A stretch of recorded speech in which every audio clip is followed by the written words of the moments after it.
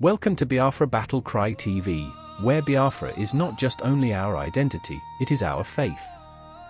Here, we stand firm in our devotion to the cause and to our leader, Mazi Nnamdi Kanu, champion leader of the Indigenous people of Biafra, IPOB.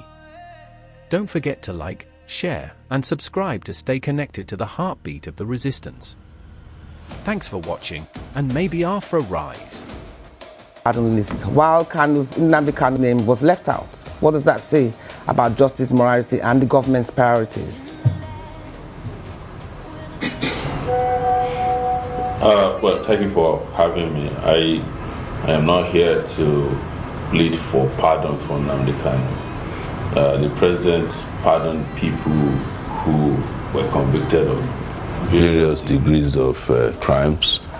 I don't have any idea how and why he pardoned them, but if you look at the people who are pardoned, you discover that there has been some kind of proximity or relationships that facilitated their pardon, especially when you look at the 53 persons who were pardoned who are drug dealers, and you have a murderer. You see a lot of political influence over the pardon, or maybe business-related influence or linkage.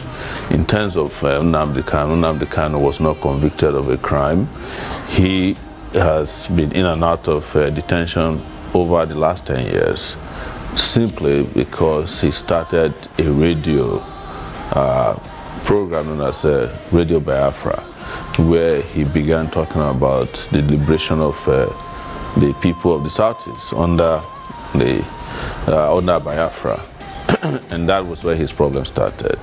He was granted bail, left Nigeria, and they went to Kenya, abducted him, an extraordinary rendition him back to Nigeria.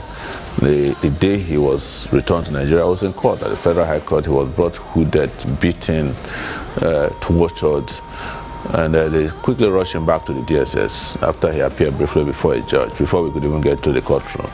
But the case has gone all the way to the Supreme Court. The Court of Appeal courageously decided that having been extraordinarily renditioned, there's no way a trial can stand, and they discharged and acquitted him. So the Supreme Court also said that he did not violate his bail. So Nnamdi Kanu, in my view, has not committed any crime that requires him being pardoned by the president.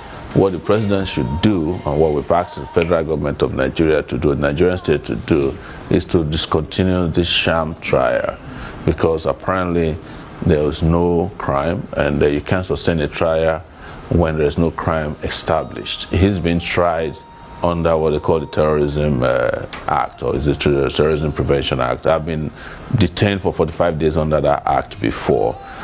It is used to suppress people, likely, who are opposed to government. Treason is also something I've been subjected to. I was kept in this country for 5 years. What I'm saying basically is that when I see a sham trial, I know it because I get subjected to one at least an average of 3 times per year.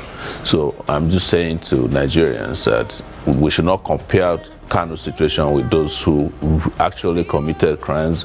They were tried and sentenced to different prison terms, and then the president decided to pardon them, maybe because some of them are his friends or members of his community, we don't know, but because now they say they are reviewing this particular pardon, which shows to you that there's something wrong with the whole process in the first place.